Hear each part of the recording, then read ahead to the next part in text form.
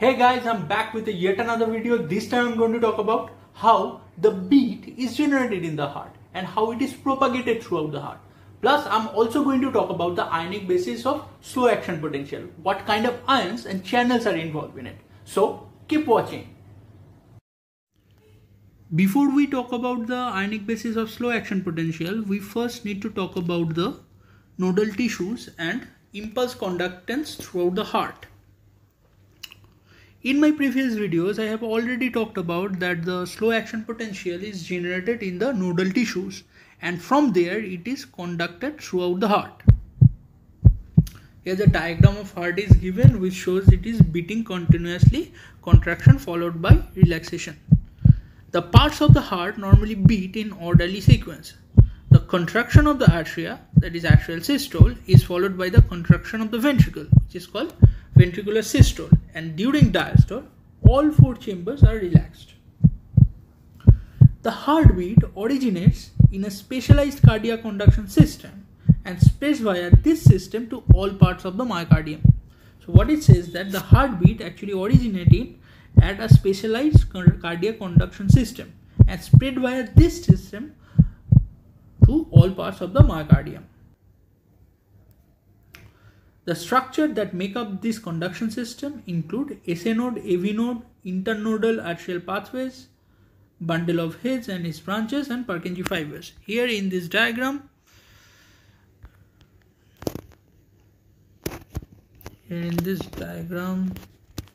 the location of the SA node and AV node are shown. SA node is located here, AV node is located around here, bundle of His is present here, Purkinje fibers is here.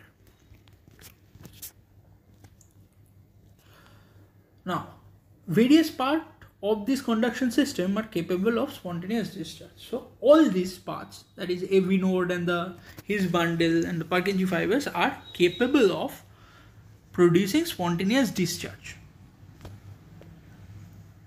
However, the SA node normally discharge more rapidly, with depolarization spreading from it to the other region before they discharge spontaneously. So what happened? The SA node is actually discharged more rapidly than other components. The depolarization spreading from it to the other region before they discharge spontaneously. The SA node is therefore the cardiac pacemaker, with its rate of discharge determining the rate at which heart beats. So, the rate at which heart beats, that is the normal heart rate, we know is about 60 to 80 beats per minute. This 60 to 80 beats per minute is actually the rate at which SA node fires per minute. So that's why we said that the SA node is determining the rate at which heart beats. Now let's talk about how this conduction occurs. Now the heartbeat is generated at the SA node. From SA node it is passed to the AV node. From AV node to the bundle of hairs. From there Purkinje fibers to the ventricle. Here a diagram is shown where it is clearly seen that the beat is generated at SA node. This is SA node and is traveling to the AV node via the internodal pathway. This is the right atrium and left atrium. While the impulse is transmitting from SA node to AV node, this whole atria is become depolarized. And how the impulse from SA node, which is situated at the right side of the heart, or right atrium of the heart, is spread to the left atrium. The pathway through which impulse is spreading from right to left atrium is called Bachmann's pathway. This pathway is called the Bachmann's pathway. From this pathway, the impulse from the right atrium is spreaded to the left atrium. So when the impulse is reached to the AV node, the whole atrium is depolarized. From the AV node, what happens? It is transmitted to the bundle of His. From the bundle of His, the Purkinje fibers. From the Purkinje fibers, whole the ventricle is depolarized.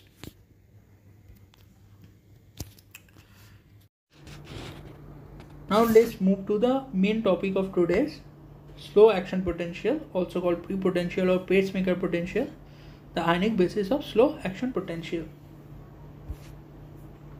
The graph of slow action potential is completely different from the first action potential. The slow action potential has three phases: phase 0, phase 3 and phase 4. It lacks the phase 1, the pre-prepolarization phase, which was occurring due to the efflux of K+. Let's start with the phase 3. Phase 3 is a repolarization phase. Okay, why phase 3 is happening? Phase 3 is happening due to the efflux of K+ ion. Okay, phase 3 is occurring due to the efflux of K+ ion, just like any other action potential. It was the repolarization occurs due to the K+ efflux. This the channel through which the K+ is exiting the cell has unique property. That is, the property is it is slow to close. Slow to close. So more amount of K+ is exiting the cell than normal. Thus, a hyperpolarization is produced. Okay, this position, a hyperpolarization is produced as more amount of K+ is exiting the cell. Now let's move to the phase 4. Why it is occurring? Phase 4 occurs due to an inward current induced by hyperpolarization. So, in previous I have stated that the potassium channel has a unique property, that is, it is slow to close, and that's why the hyperpolarization is produced. This hyperpolarization activates an inward current that starts an unique phenomena, which we will discuss later. What is that unique phenomena? It is an activation of inward current. It is a unique phenomena of this slow action potential. Now, phase 0. Why phase 0 is occurring? Phase 0 is occurring due to the calcium influx. Phase 0 is occurring due to the calcium influx through which channel? Through L type of calcium channel. In the previous video I have already talked about that heart possesses two type of channels, L and T type of channel. This phase 0 was occurring due to the L type of channel. In my previous slide I have already talked about at phase 4 a unique phenomena was occurring. What was that unique phenomena? That unique phenomena was the activation of funny current. At phase 3 what we seen that potassium, here let me draw the diagram, the graph of this action potential. It's literally like this. This one is phase 0, phase 3 and phase 4. At phase 3 potassium was exiting the cell. Potassium channel is slow to close, so more potassium is exiting. That's why it's produce a hyperpolarization. This one is hyperpolarization. At this hyperpolarization, a channel is activated, which is called IF channel or funny channel. What is this funny channel?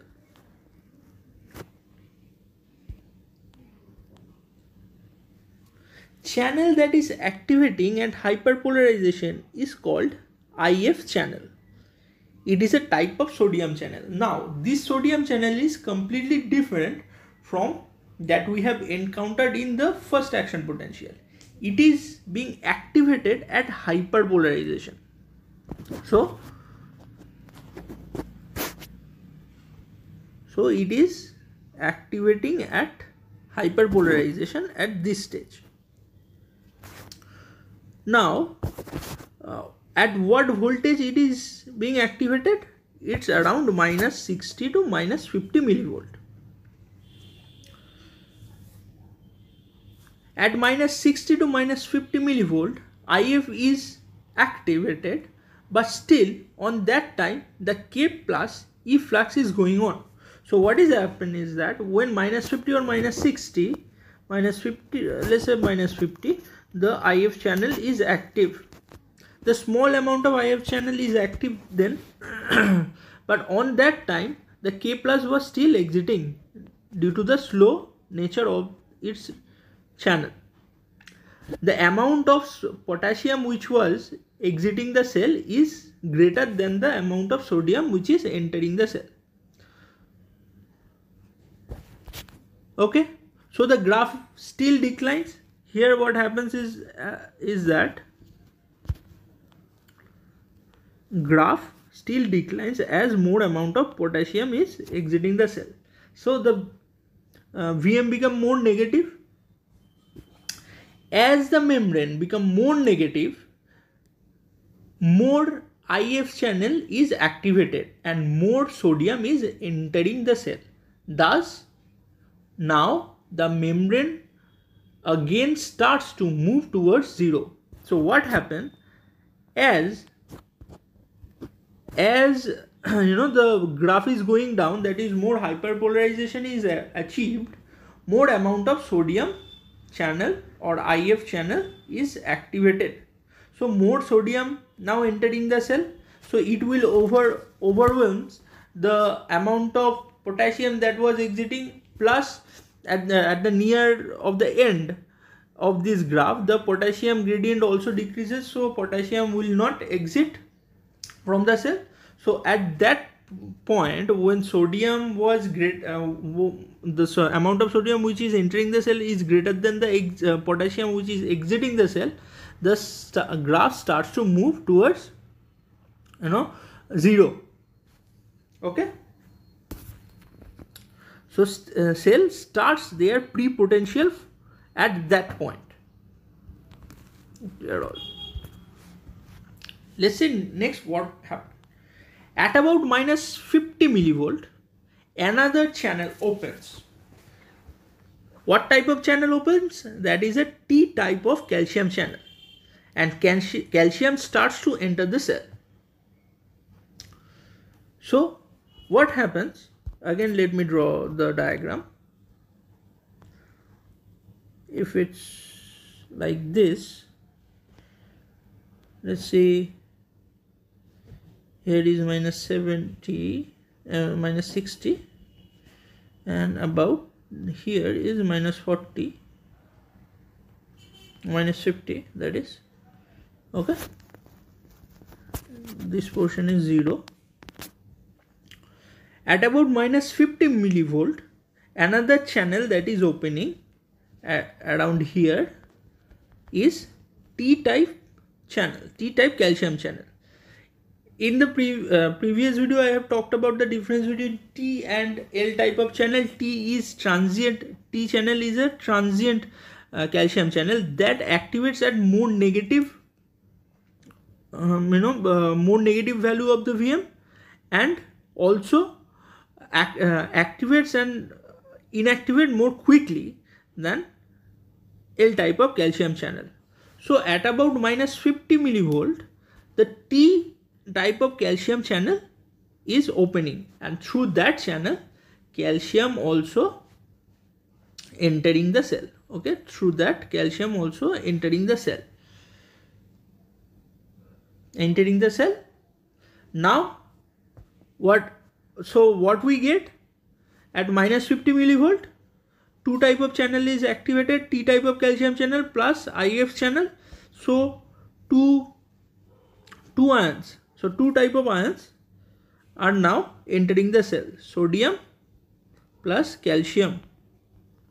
Okay, so membrane starts to move towards zero even little quicker than which was happening when only sodium was entering the cell. Let's see what happens next.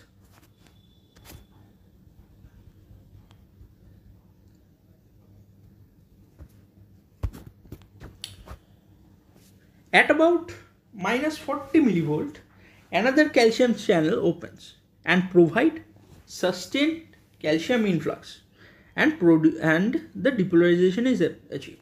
So what happens is that when both T and IF channels are active, sodium and calcium are entering the cell. So graph moves towards 0. When the graph reaches about -40, here let's say -40,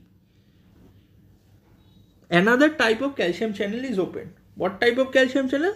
The L type of calcium channel.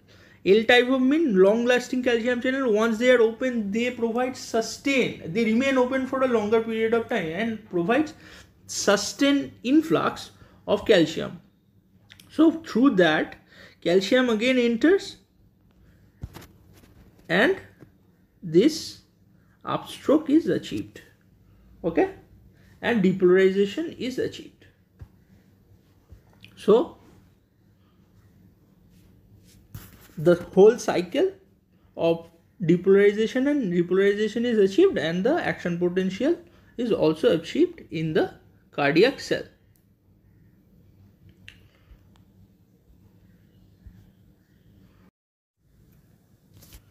Here I have provided with a graph which shows the activation of the different currents.